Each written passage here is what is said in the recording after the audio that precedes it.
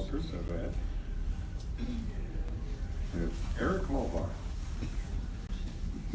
My name is Erik Molvar. It's E-R-I-K, M-O-L-V as in Victor, A-R.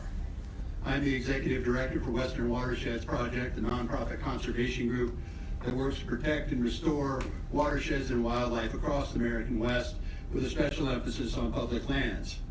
I have been working on NEPA projects for the past 2 decades. I have written 3 comprehensive science-based alternatives for large-scale forest plans and BLM resource management plans, some of which have been included as alternatives in federal EISs, some parts of which have been finally included in those federal plans that resulted. So I really appreciate the role of federal public comment and the need for a wide range of alternatives and a full expression, a full investigation of those alternatives. Now, the CEQ is revising the NEPA regulations, and I appreciate the opportunity to speak before you today. But there are several hundred people across the street that didn't get that opportunity. And these hearings are only held in 2 cities in the whole United States. Every United States citizen has an interest in our federal public lands, and every individual in the United States should have a voice in how those public lands are managed.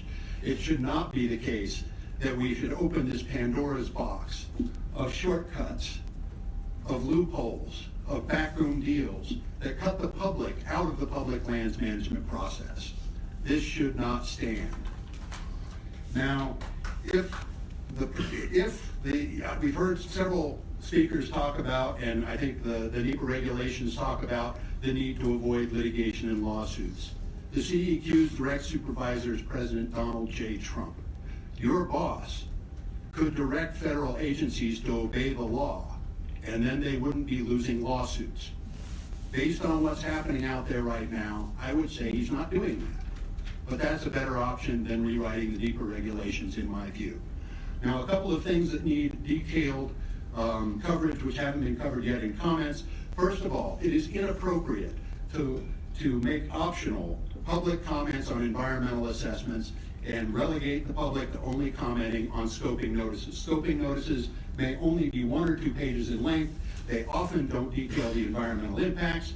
They don't often detail the resources that are going to be affected, and so the public has no way of determining the magnitude of the impact and whether their interests are at stake.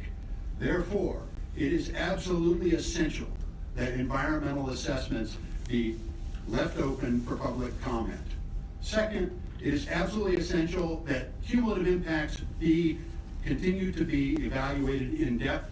Imagine, if you will, a 3,500 well oil and gas project in which each individual well is going to be approved under a single application for permit to drill, with no environmental assessment, with no consideration of the impacts of the full 3,500 wells, with no consideration of the hundreds of thousands of acres that will be essentially industrialized and destroyed.